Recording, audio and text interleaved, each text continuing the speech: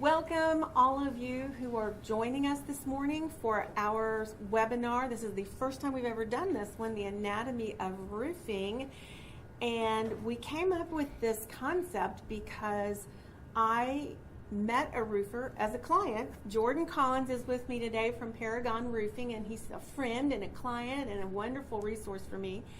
And he's taught me a lot about roofing. I've been doing real estate for 14 years, and I was amazed at how much I did not know about roofing. Even today, I'm still learning more. So that's why we brought him here. I'm glad to have him, and I hope that he will be a great resource for you. So let's just dive right in to our roofing webinar. First, let's talk about types of roofing materials. And I don't see this a lot where I live, but you say this is pretty common. Yeah, it's common. We're going to talk about the different type of roofing systems. So we're going to talk about tile first. So tile is something you'll see in Spanish-style homes. You see it. Tejas España is a type of tile. We see it a lot in Texas. There's two different types of tile. There's clay tile and then there's concrete tile. So concrete tiles can be heavier. It holds up much better against the elements. It's painted, so the color spectrum is a lot more available. Clay tile, it's just like ceramic. It's blown in the kiln. It's shipped that way, and so it's barrel tile. And so that's typically when we talk about tile, that's what we're talking about. So the concrete, I had a client that said their concrete was impervious to hail. Is that true? Yeah, so yes and no. Concrete tile holds up really, really well against hail. So hail, anytime it gets to a certain size, it's going to damage just about anything it hits. Concrete tile is going to hold up much better. Typically, it's warranted for 50 years. The areas where we see hail damage concrete tiles is on the corners, anywhere they're prone or susceptible to be hit or vulnerable, and typically it's going to be on the corners. So if you're having your roof inspected and after a hailstorm, that's what the roofing professional is going to look for on a concrete tile roof. Okay, and then metal, I love the look of this. This is called, you said standing seam? Yes, this is a standing seam metal roof, and we're starting to see this a lot more, especially on ranch-style homes. It looks really nice. The metal comes the color that it is. It's not painted typically, although you can paint them. They're fabricated for us, we fabricate them in-house. We have a metal fabricating shop at our office. We fabricate the panels. They look really nice. They're impact resistant against hail, so they're going to hold up really, really well against hail. Now, benefits of standing seam metal is that it holds up really well. It adds a nice look. Some of the drawbacks maybe, and some people like this actually, is that the rain, anytime it rains, you're going to hear.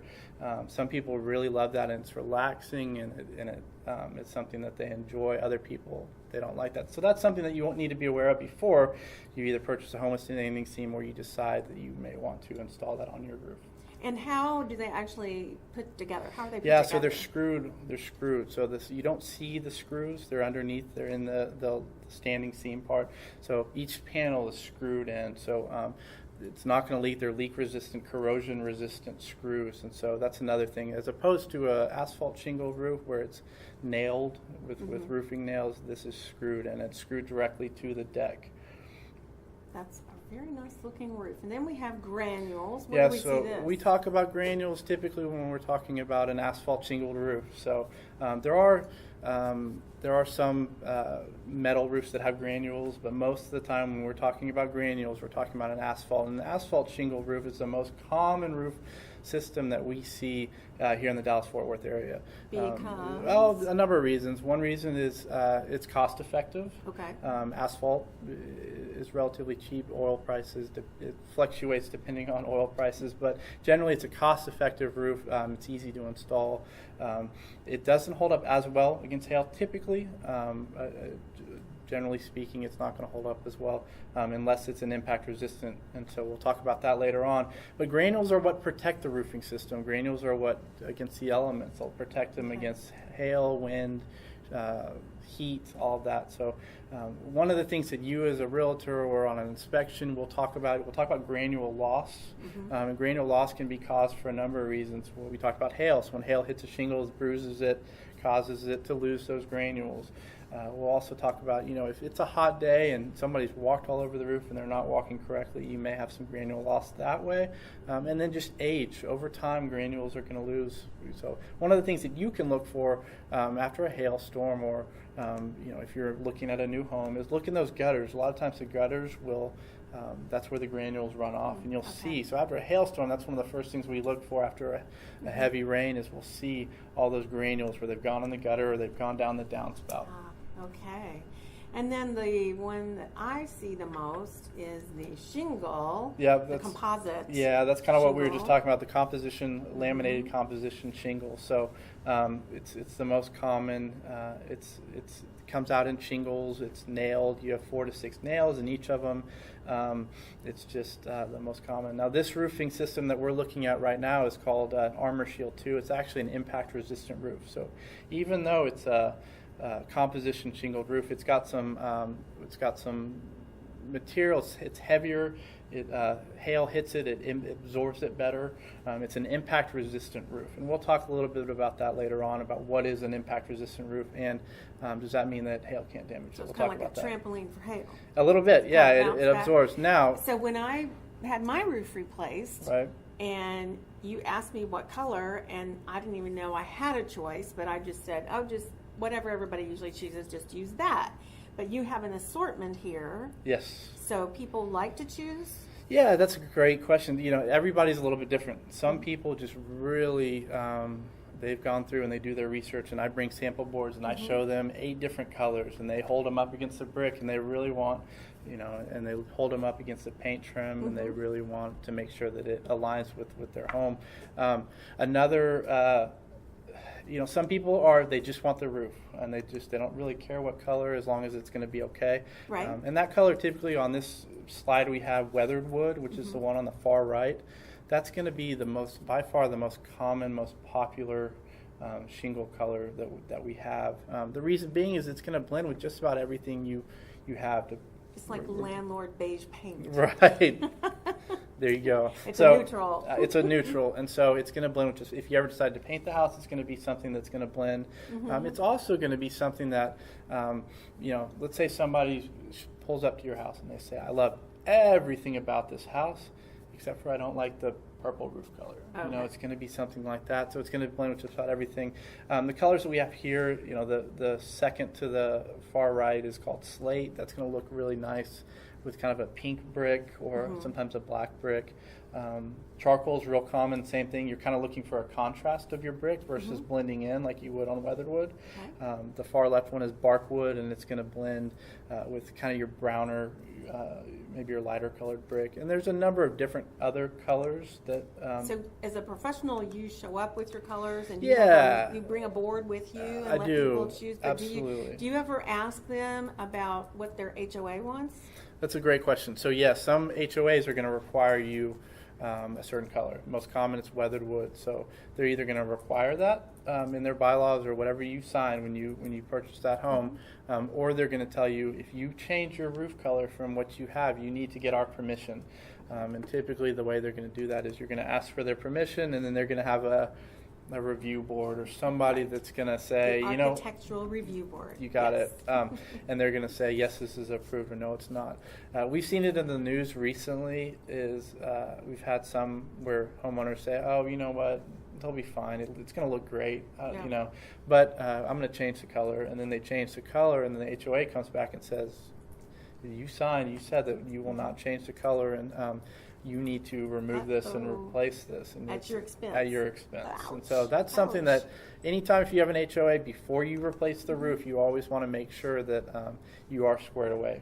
Perfect. That's good. That is great advice. And this roof diagram, you had a couple things you wanted to point out to us.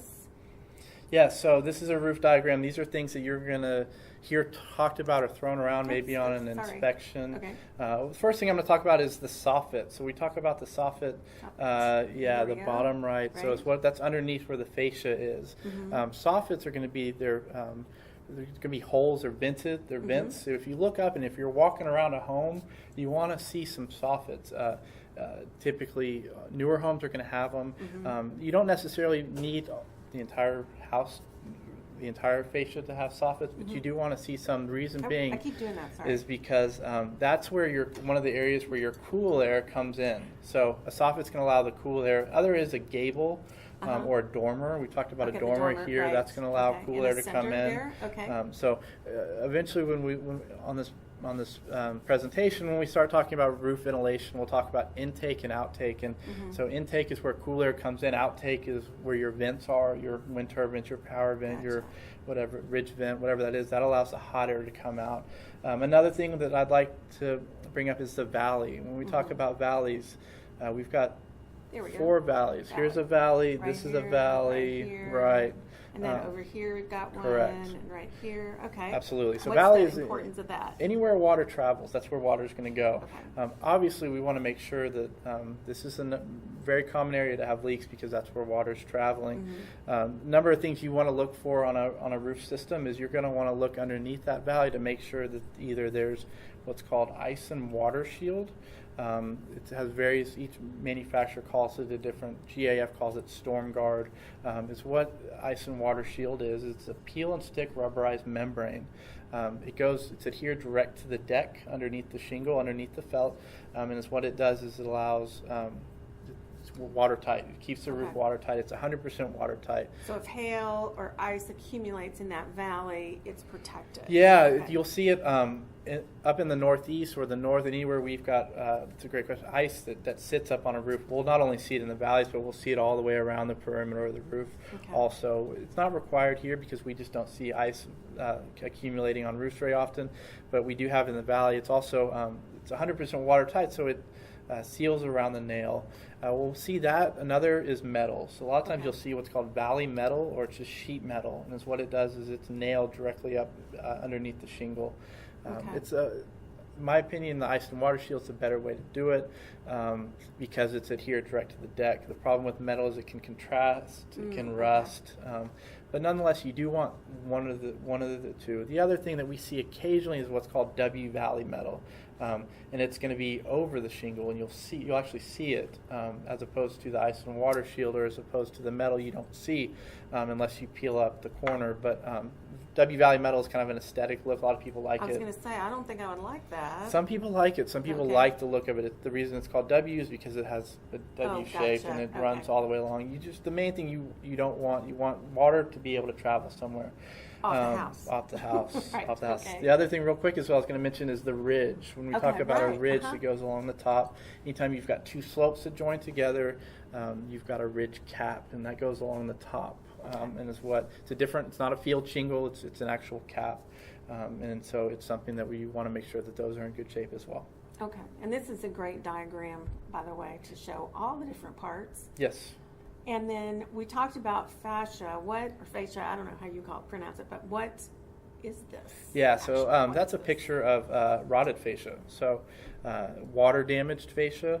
So that's what's going to be something underneath it. If you're walking around a home, you want to take a look and make sure that fascia is in good shape.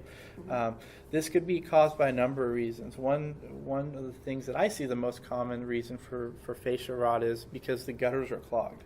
So, and we'll talk a little bit later on about maintaining your roof and about roof maintenance, but one of the things you want to make sure is that water can run from your gutter or from the roof to the gutters and down the downspouts. If it's clogged with leaves or something like that, that water has nowhere to go, and it's going to run up behind the gutter and behind the drip edge, which is the metal that goes around the perimeter, and it's going to end up, causing that rotted fascia. So something that you want to take a look at when you're walking around a home, especially an older home, is take a look and make sure that fascia is in good shape.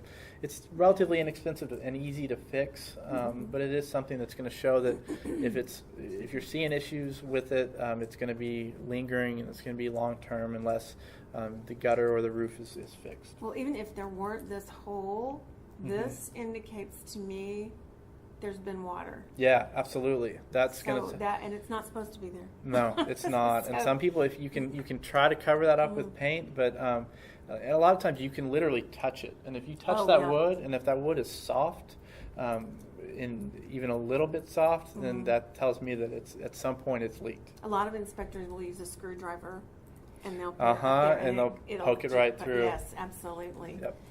An overlay roof. I've heard of this. In fact, it's actually on the seller. One of the seller's disclosures that is your roof an overlay roof. Yes, yeah, that's definitely something that I run into, or something that you as a realtor will hear quite often. Will be an overlay, and then there's some issues. And the reason why it's on a disclosure is because it is an issue. It's something that we see a lot of times when these asphalt shingled roofs were blanking on the term, were wood shake roofs. Right. So originally when they were put on as wood shake roofs, it used to be common practice to, when you got a new roof, to put on an asphalt shingled roof over the wood shake. Some people you'll see, like in this picture here, that I see 2 to 3 layers of asphalt shingles. Right. The reason why somebody would have done that is, quite honestly, they save a little bit of money on labor. And so that's one way to kind of pinch some pennies. It's really not that much of a savings. In the 8 years that I've been doing roofing, every roof that we've ever done, we always remove down to the deck.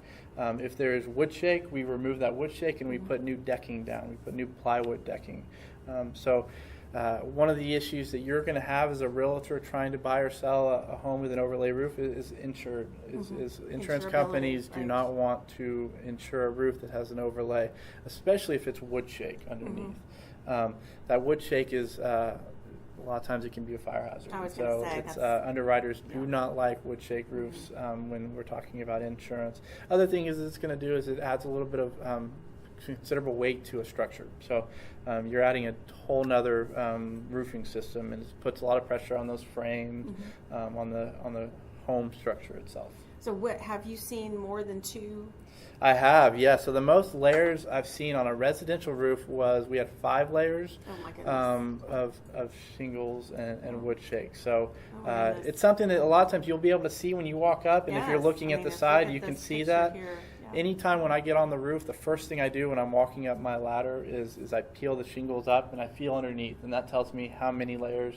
If we've got felt underneath there, if I've got wood shake, or if I've got decking underneath, that's always the first thing I do when I check to make sure. And it is something you as a realtor or as a homeowner walking up, a lot of times you can see it's somewhat subtle, but you'll see a little bit of some waviness. And so anytime, you'll see it, and that'll go all the way up the roof, and you'll see that. A lot of times immediately I can see, I know there's at least one other layer. I don't know how many until we start peeling back and taking a look at it. Okay.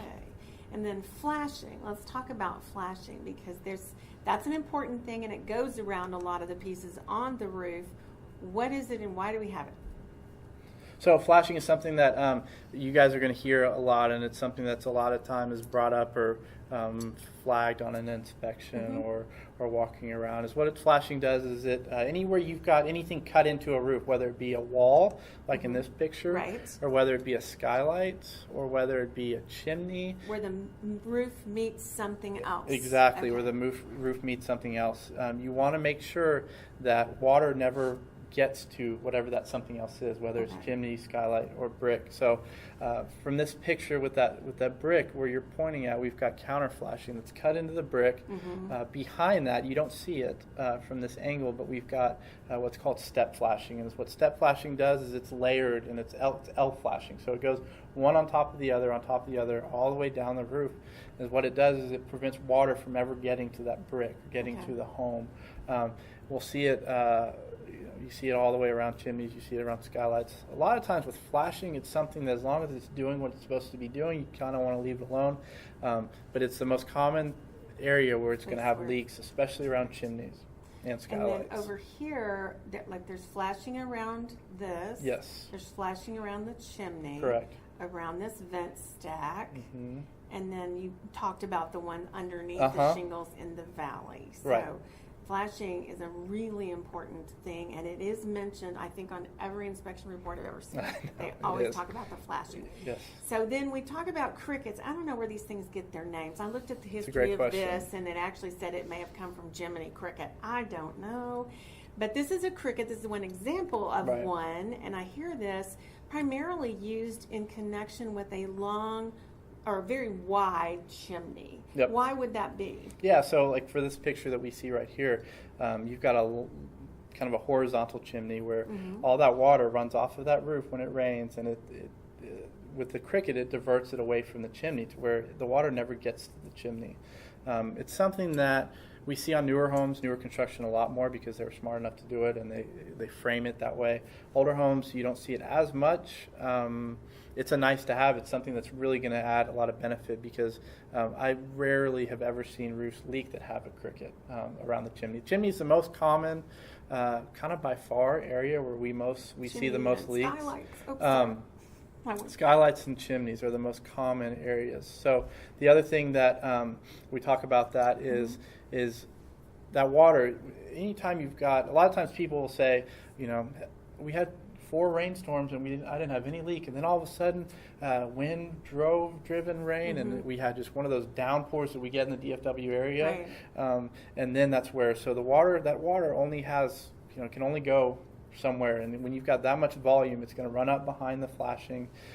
It's going to cause issues, especially if it's wind driven. So a lot of times that's something that you're going to look for. If you're looking after a heavy rainstorm and you look around and you're by your fireplace, you'll kind of see some dark spots. That's going to be an evidence that you've got bad flashing. Cricket is something that it's not required by code, but it is something that is always nice to have. A homeowner, you can go and build one after the fact you can frame it and do all of that if needed. Well, and I've seen, I talked about this, that there was a home I was in recently with an inspector, and they showed me, it was vacant, that there was no cricket behind the chimney, and they just had a rain, and there was actually water in the house on the hearth, on the wood flooring that had come in the chimney. And we ended up installing a horizontal cricket, which is another type that would go right behind the chimney, but again, put up a ridge to divert water. Yeah, that water never gets to the chimney. Goal. Another thing, a lot of times people, I would like to mention, is on sometimes with a situation like that where you've got all that water coming in, it's not always necessarily the chimney flashing. Sometimes it could be the brick, it could be the chimney cap, and a lot of times it's something that can be difficult to diagnose. Now, when I'm up on a roof, a lot of times I'm looking at that, what kind of area, and so depending, sometimes you may need a mason. Sometimes you may need somebody that does chimney caps. Sometimes it can just be a roofer, but just be aware of that. It's always a good idea, and we'll talk about roof maintenance as it goes on, but that's something that we want to look at once we're getting it inspected. And then this one, which is a pipe boot. This is a new term for me, a pipe jack. It sounds like an automobile term, but what does this look like to you? What are you seeing in this picture? In this picture, that is... it's not a healthy pipe boot, or pipe jack is what we call it. It is. Pipe boots are something that's for plumbing purposes. It's anywhere you've got bathroom, anywhere water is. It's an exhaust. So that is something, this one here specifically, and it's something I see that's the most common probably thing I see on inspection reports on real estate transactions is damaged pipe boot. And this is a lead pipe boot that we're seeing here in this picture. And what happens is, especially on homes that have a lot of tree coverage, is squirrels get up on the roof and they chew the lead. And the reason they chew the lead is to sharpen their teeth. Oh, yeah, so they can get into our houses more easily. There you go. And so I can't explain why, and apparently they don't get lead poisoning because they're everywhere. They run around pretty spastically and crazy, and that may be as a result of eating lead. I don't know. But this picture right here is something that will leak. So you need to have that new lead boot put over that. That lead boot should go up over and should wrap underneath, and that's without anywhere water can penetrate.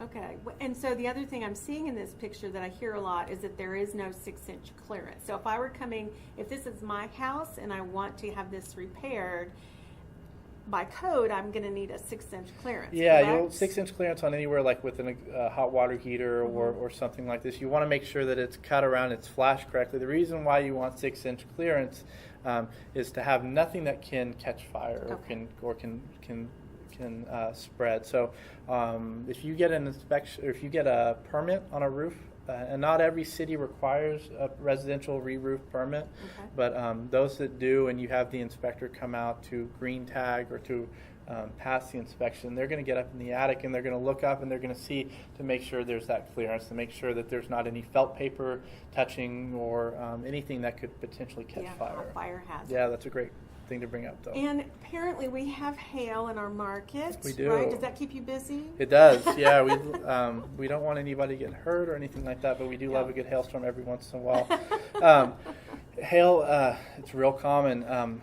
Hail is typically in the months of March to June, and I say that we've had hail in December, we've had hail in October, we've had hail in August. But the most hail season is typically March to June or July. And so is what hail does is when it hits like an asphalt shingled roof like we see here, is it causes the shingle to bruise and it causes it to lose the granules, which we talked about. Right, exactly, that circle. We talked about the granules are what protect the shingle. So hail hits it, it bruises the shingle. That shingle has a fiberglass matting behind it. And when it hits it, it damages that fiberglass matting, and what ends up happening is over time, it'll eventually leak. And so an insurance company all the time would much rather come in on the front end after a hailstorm and remove and replace a roof and kind of move on down the line. And the reason being is because it gets a lot more costly. Let's say after 2 or 3 years, all of a sudden you've got a leak above your bathroom. Then all of a sudden I've got a leak above the kitchen. So it becomes a lot more expensive to replace and to repair. So that's something that you're going to look for. That picture on the far right is what an insurance company has gone up and they've done a test square. They take a 10 by 10 test square on each slope, and this is something that if you're buying a home and we've got hail damage, that whether or not an insurance company will pay for a roof, is they typically need 8 hits on that 10 by 10 test square on usually 2 to 3 slopes, and then they'll pay for a new roof. So it looks like this one qualifies. That one qualifies, yes. At least on this slope. Yeah, that one qualifies, and so that one's got 10 plus, and so. The other thing is I would like to mention is on an inspection, anytime you've got an inspector, rarely is that inspector going to tell you you've got hail damage. And the reason being is because, and we've talked about, we'll get to this next slide, but there's blistering. Hail it cannot be hail, but it can look like hail. You can have it from scuff marks from walking on the roof. You can have just from overall being an older roof and it's lost some granules in some certain areas. So these are some areas, and the reason why an inspector does not want is for liability purposes. They're not going to tell you, hey, you've got hail damage, because maybe an insurance company comes out and says, you know what, this looks like hail, but it's actually blistering. That's why it's always a great idea, and I know you do it, but is to have a roofer come alongside your inspector, or after an inspection is done, is have a roofing professional get up on the roof, and they will determine whether or not you've got hail damage. So I always, anytime I'm looking for hail, when I get up on a roof, I act like I'm in a hail insurance adjuster, and I've done thousands of insurance adjuster appointments. Now I know what they look for, and so I always get up there and determine whether or not this roof would qualify to remove the entire roof or not. Most of the time, rarely do we have roofs that are sloped anymore, meaning that insurance only pays for 3 slopes, and that's something that you want to make sure that you have a roofing professional determine whether or not that would be the case before you call your insurance company. And this left one is a turtle vent. It is. And it appears to be hail damaged. It is, yes. So, so yes, you've got one of the things that you can look for, and we'll kind of talk about this later on as we go, is that you'll look for on the soft metal. So that turtle vent is soft metal. Hail's going to show itself very easily on that. Wind turbines, a lot of times if you're looking up at a roof and you see that wind turbine kind of wonky, going around wonky, that's because it's been hit by hail. You can also look at your downspouts and your gutters. So if you're walking around your downspouts, you'll see that on the soft metal as well. And these are blistering examples, as you've mentioned, and these are not hail. These are from what? Those are from, so blistering is caused anytime you've got trapped hot air. That hot air in that attic has nowhere to go. So we talked about some ventilation earlier, and one of the things about the ventilation that we talked about is we need effective, efficient ventilation. We need that hot air to be circulated out of the attic. If it's not, it has nowhere to go, and it's going to cause this blistering. It's literally bubbling. The asphalt shingle gets so hot that those granules bubble, and then they're displaced. And so you're going to have the same kind of deal. This blister on this right that we're looking at, that's pretty pronounced, that will leak at some point. So that's something that if you're inspecting a roof, or you're looking at buying a roof or selling a roof, and you see blistering, that's going to tell us that this home is not effectively ventilated. And we're going to get to the ventilation on the next slide, but that is something. It looks a lot like hail because you've got the displaced the displaced granules, but in fact it's not hail. And since it's not hail, will my insurance cover it? It's a great question.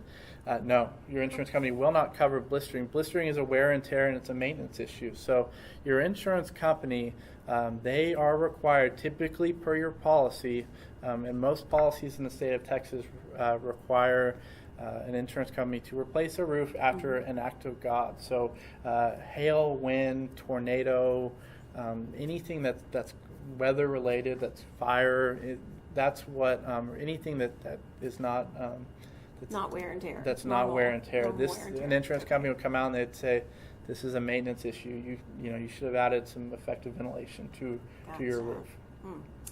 Okay, and these are some types of roof ventilation. We just looked at the damaged turtle. So what do we have in this picture? Yeah. So turtle vent is. We talked about that. Turtle vent is a type of roofing ventilation. Type of ventilation we have on the far left side is a ridge vent. Okay. Ridge vent is, in my opinion, I think a lot of roofing professionals' opinion, the most effective, efficient ventilation system, as long as your home and your roof is a good candidate for it. We talked about soffits earlier, and that's where the cool air, or gables, where cool air comes in. The ridge vent is where the hot air naturally goes out. So you need, you want balanced soffit, enough cool air to come in to allow the hot air to go out. So as long as that's in balance, ridge vent's a great candidate for a good roofing, for a good ventilated roof. You'll see it a lot on ranch style homes. So ranch style homes where you've got one long continuous ridge, that's a great candidate for a ridge vent. Sometimes I see it a lot on newer homes where you've got these really high steep pitch roofs and you've just got a little bit of ridge, and you've got 10, 16 linear feet of ridge, and they've got ridge vent on there. That's not necessarily good ventilation system for that home. You really need enough ridge, and that's something that you'll want to talk to a roofing professional about before, is whether or not this home is a good candidate for ridge vent. But I love using ridge vent. I use it as often as possible if the home is a good candidate for it. Next picture we have is a wind turbine. Okay. Wind turbine is wind driven. It circulates the hot air out. Typically, it's a great ventilation system as long as it's somewhere that wind is, and as long as it's working and it's not damaged by hail. That's a great way to circulate that hot air out of your attic. And FYI to realtors, a turbine is not an attic fan. So if you remember from the seller's disclosure, it asks the seller, do you have an attic fan? This is not one. Correct. This is an attic ventilation system. An attic fan is a completely different thing, and that is covered in the MetroTex webinar about home inspections. And this third one on the right? Yeah, this third one on the right is one of my favorites. It's a solar powered vent. They're a little bit more expensive, and you don't need as many of them on the roof, but what they do is they have a motor. They're powered by the sun, and so they circulate the hot air. As long as you've got sun, they're going to circulate that hot air out of your attic. I like them. They're compared to a power vent. So a lot of homes will have a power vent on there, and it's electric. It's tied into your into your electricity. It's got a motor. The problem with those is eventually those motors are going to run out, and you're going to have to change them out, and you don't know that until you're wondering why it's so hot in your attic. But solar vent's always going to be working. You don't have to replace motors. You can set them to a certain temperature to where they don't kick on until your attic is 80 degrees, something like that. Oh, my attic is way more than 80 degrees. Yeah, that's another thing that people need to make sure that they understand is that a lot of times people will say, gosh, I was up in my attic and it was so hot. I don't think I've got effective ventilation. It's about a 20 degree at least. Yeah, that's something you also need to remember where we live. So today it's going to be 104, and so it's hot. It's just going to be hot. But the benefits of having effective, efficient ventilation is going to a couple of things. It's going to allow your AC not to work as hard. So it's going to extend the life of your air conditioning system. It's going to keep your attic a little bit cooler. It's also going to allow those shingles to last a lot longer. Those shingles don't cook like where we saw the blistering. Right. A lot of people think that more is always better with ventilation, and that's not the case. More is not always better. So I'll have homeowners that'll say, it's hot in my attic, let's add 6 wind turbines. Well, I don't think that's necessarily a good idea because you don't have enough soffit vents to allow the cool air. So we want to make sure that that's balanced. As long as you've got a balanced system, and consult a roofing professional anytime you're talking about ventilation. It's a lot of it is based off of square footage of attic space, and that determines what all you need as far as how many wind turbines, how many solar vents, how many ridge vents. Okay. Other thing I like to mention is it's never a good idea to mix ventilation systems. If you've got wind turbines and ridge vent on that same attic space, they're going to shortchange each other. So the ridge vent is trying to allow the hot air to naturally escape. Wind turbine is trying to circulate. They'll end up counteracting each other. So you always want to do one or the other. Okay.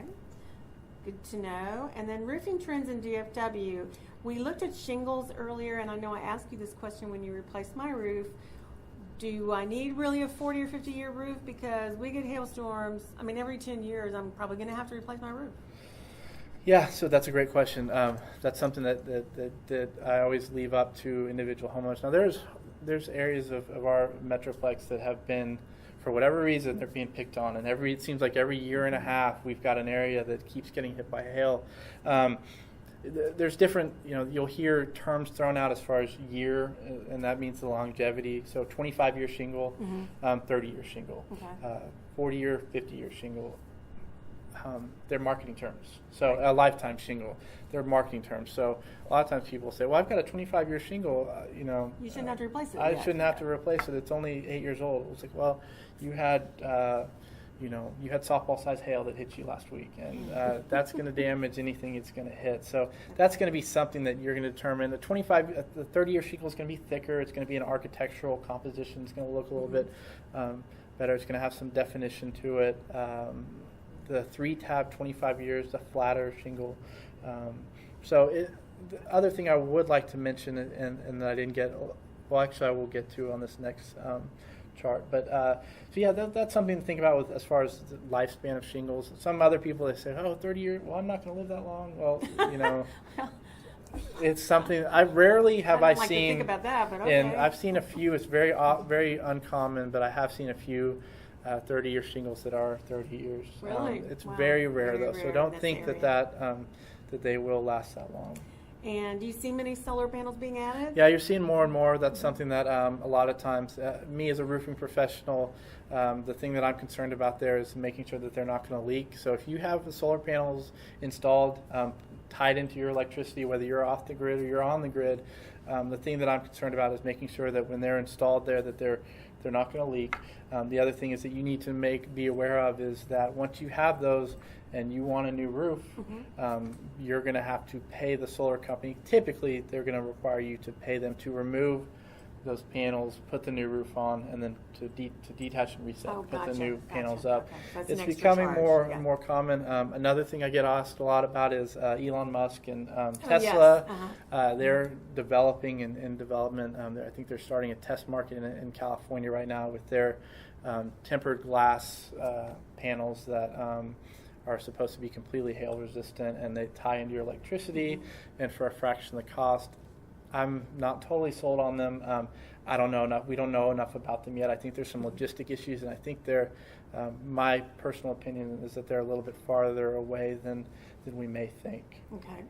And do you see a lot of people putting in radiant barriers when Yeah. they have their roof replaced? That's That's a good time to do it, right? It is, especially on when you've got a wood shake shingle. So we don't see wood shake as often anymore because we've had so many hailstorms in the Dallas-Fort Worth area that insurance companies pay to remove the shingle and the wood shake. But anytime we're putting new decking down, there's a little bit of an extra cost, but I always include it to a homeowner at no charge to them because it's such an added benefit of having radiant barrier on the decking that we install. So I can't just paint it on?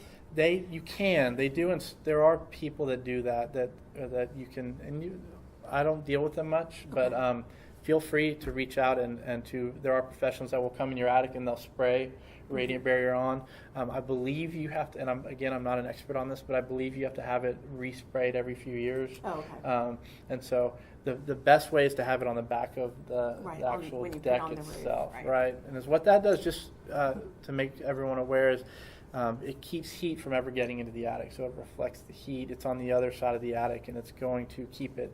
I've seen energy savings from 12 to 25% energy savings on an electricity bill. So when you're looking at radiant barrier as an option, and it's also something that's a phenomenal selling point to somebody that when you're selling a house that has radiant barrier, people love having that. It's kind of become pretty popular. It's a big deal.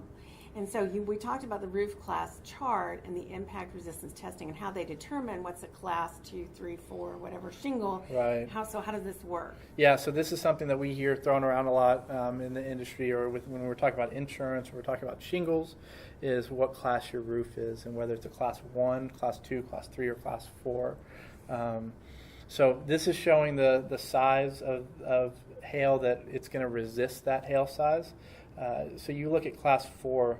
Class 4 is about golf ball. Actually, it's a little bit bigger than golf ball. So to give you an idea, your roof, if you've got a class 4 roof, it's going to resist a golf ball size hail. So that means that anytime we're looking at this dime size or the nickel size hail, typically we're not going to need to replace the roof after that, and insurance isn't going to pay for that. Other thing to be aware of as a homeowner, as a realtor, is a lot of insurance companies will provide you a pretty extensive discount For the class 4. for having a class 4 roof, and that can be 15%. Talk to an insurance agent to determine whether or not your policy qualifies for that discount. The reason why an insurance company will give you a discount off of your premium is because they love the fact that you've got an impact-resistant roof and that you're not having to replace your roof after every time we have nickel-size hail. And so baseball apparently is off the chart. Baseball is off the chart. Anything baseball size and bigger, typically is going to damage anything it hits. It's going to damage. It can damage a standing seam metal roof. It can damage a concrete tile roof. It can certainly damage a ceramic clay roof. And so that's something. And so I always look at when I'm talking about whether or not it's a cost benefit. There's obviously it costs more to have a class 4 roof. Right. So if you're getting a new roof, it's going to cost more. But you need to weigh that is if your insurance policy is going to give you a discount for the life of as long as you're at that house, you need to look at is it going to pay in year 4? Is this going to pay for itself, or is it going to be year 7? That's something that you need to determine. It's becoming more and more popular. And again, I always like to preface that. It's impact resistant, meaning that it will resist hail, but it's not impervious. Perfect. Right. And then maintaining your roof, we've talked about ventilation, making sure it's adequately ventilated, and then cleaning off leaves and debris in the valleys. Again, that because it accumulates water there. Yes. If there's clogs. Absolutely. Okay. Absolutely. So.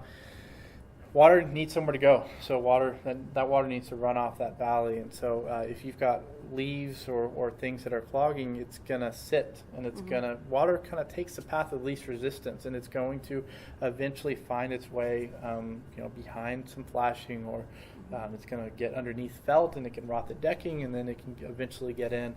It's always a good idea, especially after the fall, get up on your roof, or actually have somebody. I'm not getting on my roof. I was about to say, you don't always. I'm not getting on my roof. Have somebody get up on your roof, take a look, making sure. The other thing is, and it's not mentioned here, but the gutters, and I talked about that earlier with making sure that they're not clogged. That your fascia is in good shape. Make sure those gutters are clear. They also offer. You can buy leaf screens now. The gutters. Yes, those are so well worth it. Yep. So they're not expensive to put the screening over your gutters, and it keeps a lot of that debris out and makes them function as intended, which is great. Right. And I will tell you that if there is a significant weather event in Allen, Texas, your next call is going to be from me saying, did hail damage my roof? And professional roofers and insurance companies subscribe to a weather mapping system that's pretty expensive that tells them exactly where that weather event happened down to the streets and the blocks. And so he can tell me it didn't get as far as your house, but it did get over at your clients in Plano that lived on the other side of Legacy and Independence. So it's that specific. He can really get good at pinning it down, and he can remember hailstorms back to, I don't know, before a lot of you were born probably. I don't know, but he's not that old. Not that old. No. Sorry, Jordan. But you can remember, and insurance companies remember that there was a hailstorm in this year and this month and this year and this month, and you do the same thing. So. Yeah, so that's something that you need to be aware of.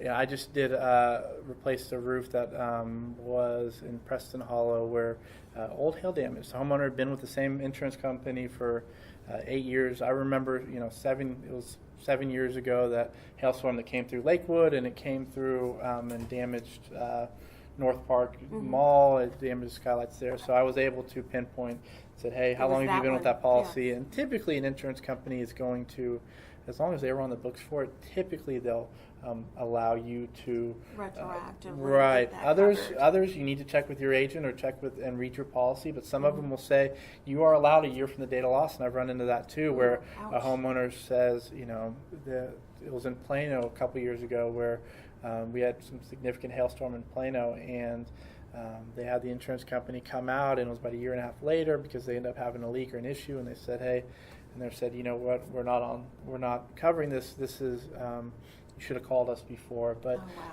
it's always a good idea. Anytime like you do, like you had a hail in Allen, have me come take a look at it. And then I also, anytime I'm up there, I'm going to be honest. I'm going to tell you, whether or not you need a new roof. If you don't need a new roof, I'm not going to waste your time. I'm not going to waste your insurance company's time. I'm not going to waste my time and try to sell you a new roof. If it's not there, it's not there. As you had said earlier, just by nature where we live, unfortunately, it may need to be replaced at some point. And we've also talked about, you've taught me to check my gutters, check any metals that I can see visibly without going on my roof. But if they're dented, and if I've got a turbine and it's wobbly, then there's a good chance, yes, there is hail damage. But if I don't see anything on the screens, the window trims, any of that is probably okay. But when I do have you come to my house, I'll also introduce you to all my neighbors and have you look at their houses, because that's just how I roll. I appreciate that. And choosing a roofing professional is a big deal to me as a realtor, and that's one reason I work with Jordan, is because his company is a professional company. So these are the things that we look for: is, are they insured? Can they provide documentation that they have insurance? What type of insurance is it? And are they local? What is their Better Business Bureau rating? How long have they been in business? How long has your company been in business? We've been in business since 1989. 89, okay. And then, are there workers, employees, or subcontractors? Your workers are employees, correct? Yeah, so all of our roofers are the same roofers that I've had. My foreman has been with us for 21 years. And so that's something that you do want to pay attention. As far as insurance, we had talked about if somebody, knock on wood, if something happens to somebody on your roof, a worker, and that contractor doesn't have insurance, liability insurance, then it falls to you. It falls to you, the homeowner, and that's real important. It does happen. Sometimes, you can subcontract, which is fine, but as long as you are still carrying liability insurance for those subcontractors. So sometimes a contractor will hire a crew, and they'll have them sign something that says, if you fall through, it's your problem. I'm not. Right. So that's something that you want to look at. Local, the obvious reasons for that, a number of them are, one of the most common is if there's ever an issue.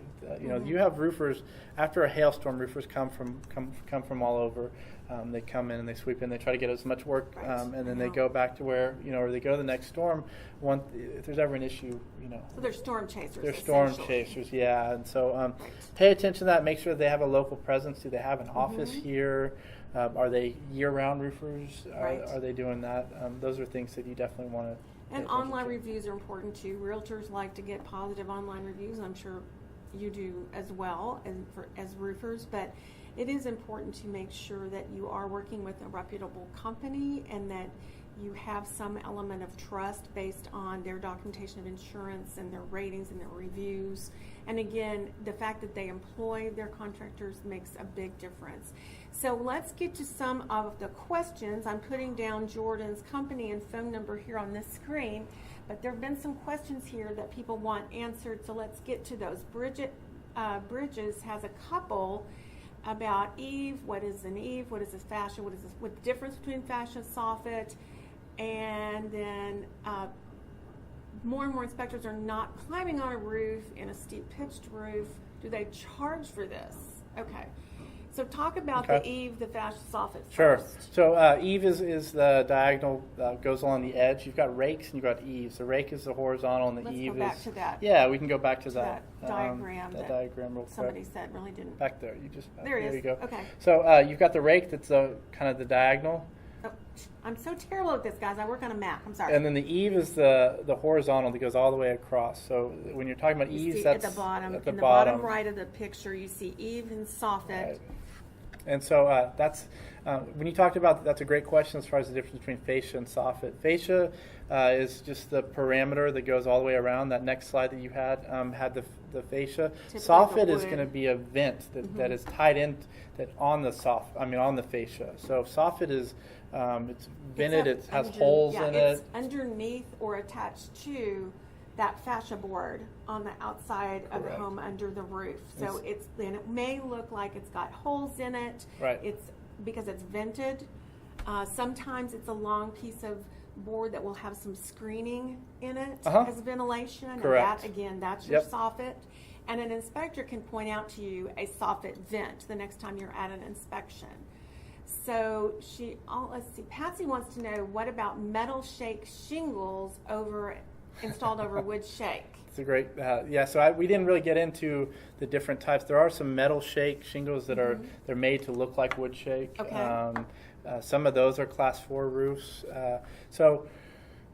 Wood shake is never a good idea. So typically, 96 was when we saw a lot of wood shake roofs. And so when they installed that metal shake, it's going to be okay except for insurance reasons. Mm-hmm. Insurance companies may look at that, and those underwriters really don't want any wood shake on because of the fire liability. If somebody shoots a firework off of there, it could cause the whole home. So metal shake roof shingles are great. They add a nice aesthetic look, and it's something that they're a little bit premium. They're a little bit more expensive, but you typically, if it were me installing that roof, a metal shake roof, and we do metal shake shingles, I'm going to remove that wood shake underneath, and I'm going to install decking, and then I'm going to screw the metal shake to that decking. Because overall, installing one roof over another, no matter what it is adding additional weight to your roof that was not really what it was supposed to have, was not intentional at the beginning.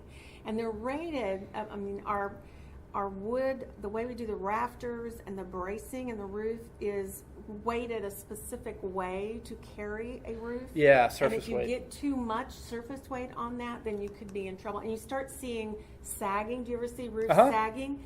Because it's just too much weight on there. That's part of the reason. Some of it's the bracing. So the 2-story steep pitched roof, more and more inspectors aren't climbing on it. Do you typically charge going on a steep pitched roof, or how do you do a steep pitched roof? With a very tall ladder? My cell phone number.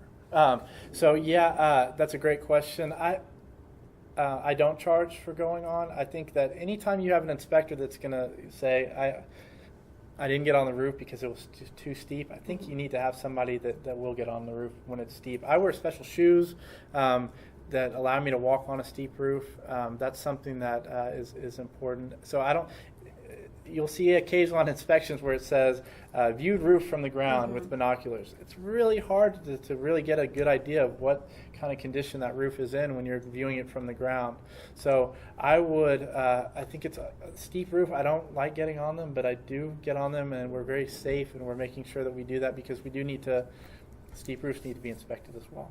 Okay, and then pitch. What is pitch? Great question. So pitch is an industry term that we talk about. It's kind of the rise over the run. So a zero pitch roof is a flat roof. A 0-12 is what we're talking about. The most common, and it kind of goes clockwork up to 2-12, 4-12, 6-12, 8-12, 10-12, 12-12, and it goes even farther to 14-12. 14-12 is real steep. I will not walk on a 14-12 roof. I'll have one of my guys come inspect, or we'll get ropes and harnesses. Does that mean it goes up 14 degrees for every 12 feet? Right. Okay, so as opposed to going up 8 degrees for every 12 feet. Right. No, okay. It's not like you would think. So a lot of times people think 12-12 is vertical. That's not the case. Okay. So 12-12 is real steep. But yeah, that's something that we talk about. Insurance companies will pay extra on a roof that's steeper, 7-12 or higher. They're going to pay to remove and replace because it's more difficult, and then we pay our guys more because it's it's a more difficult roof, and depending on how steep that roof is, depending on how much more we do that. So when you talk about roof shingles, asphalt shingles, per manufacturer, they require a pitch to be at least a 212. So asphalt shingles are not made for water to just sit on them. Right, so they can't be flat. They can't be flat. So if you're looking at somebody, a lot of times patio covers that are flat, they want to have an asphalt shingle roof. It's not a good idea. It will leak. And will an insurance adjuster approve an old roof with minimum hail damage? Actually, that is an insurance question. And what I can say is that people like Jordan will ask his client if he can come and meet your adjuster at the roof so that he can point out things that maybe the adjuster may have missed. So it's always good to try to coordinate your roofer with your insurance adjuster. Would you agree? Yeah, absolutely. The first thing you want to do is anytime you need your roof looked at, whether it's hail, a leak, or something like that, is always have a roofing professional, have somebody like myself come out, and I will determine whether or not I think that you have an insurance claim. And then I'll tell you, yes, let's have the adjuster come out. I'll meet them out there, make sure that we're on the same page. And so that's a great old roof with minimal hail damage. Typically not. Those adjusters they use a set 10 by 10 test square on each of those slopes to determine. And if there's minimal hail damage, they're not going to typically pay. And that was in one of our slides. So if you got on a little bit late, you may have missed that. But we actually have a diagram showing a chalk diagram of a roof showing the 10 by 10 sample that they use. What about a foam sealed home? I'm not sure. Yeah, that's becoming more and more common. Where and that's something you'll need to talk to an attic insulation professional about. Okay. They'll seal, and so you don't have any kind of vents or anything like that. Any holes in the roof is what they'll do is they'll foam in, and that's supposed to add some significant insulation, help with ventilation and all of that. That's something as far as costs and as far as how well they work, I just can't speak to that. It's a relatively new technology, but consult an insulation professional, and they'll be able to determine whether or not that's a viable option, whether or not your home is a good candidate for that, and what it costs. And also, talking a little bit about ventilation, we did do that. If you want to go back and review the slides, and if you have any additional questions, you're welcome to. Actually, could we give your email? Yeah, absolutely. Email? I'm happy to email that to you as well, because we will. Any questions we don't get to today, Jordan will follow up with you by email. And then you say, what's the difference in cost for a solar-powered vent versus the ridge wind turbine? Do they hold up well in Texas hail? Great question. So the difference in cost, a solar-powered vent is going to be somewhere around $350. Wind turbine is typically going to be around $75, $80. You don't need as many. Typically you can do a solar vent, but that's one of those things. You can do a solar vent alongside a wind turbine because they're doing the same thing. That's one of the few where mixing ventilation is okay. Don't do a solar vent with a ridge vent, but ridge vent is typically going to be the same cost. If we're looking at replacing 4 wind turbines, which is probably average on a 3,000 square foot home, 4 wind turbines would be about average. If we're looking at taking those wind turbines off, covering up the wind turbines with decking, and then putting shingles over, and then adding ridge vent, their cost is about the same. So if somebody wants to do that, I typically don't charge them for going for ridge vent. But yeah, solar vent, it's going to be a little bit more expensive, but it does hold up really well. It's tempered glass. They're not typically damaged by hail. I have seen them damaged, but it was like in Wiley where we had a hailstorm that the largest hail I've ever seen, and it was going through decking, and that's the only time I've seen a solar vent damage. And we are getting it to the end of our hour, and again, I want to make sure that you know Jordan will follow up with you by email, and we will also provide his email to the contact slide, so you'll have that. It'll be at the end of the presentation as well. And then there's a question about some of the questions that you're asking are questions that you could also ask your insurance company because they can tell you the insurability cost of metal versus shingle versus tile or clay, what that cost would be, and as far as the maintenance and ventilation energy savings, that Jordan can speak to that. And thank you, Alyssa, for putting on a roof with Paragon roofing. We really appreciate that. And then she says early in the slides, the durable shingle roof. after the asphalt pebble section, are those the same? No, an asphalt is not the same as the shingle. No, they are. Yeah, so Oh, they are? asphalt is Sorry. the type of the. Oh, that's right, asphalt. So yeah, that was a little bit misleading. Okay. The granules are what protect. You'll find the Right. granules on the same class 4 impact resistant shingled roof. So the only difference is they absorb the hail a little bit better. They have some SBS rubberized oil that is what allows the shingle to not be damaged or to impact the roof. Okay, and we really, really appreciate everybody here that joined us. And then again, the questions we didn't get to, and there's still several, Jordan can get to you afterwards and follow up with you. Thank you so much for listening and tuning in today.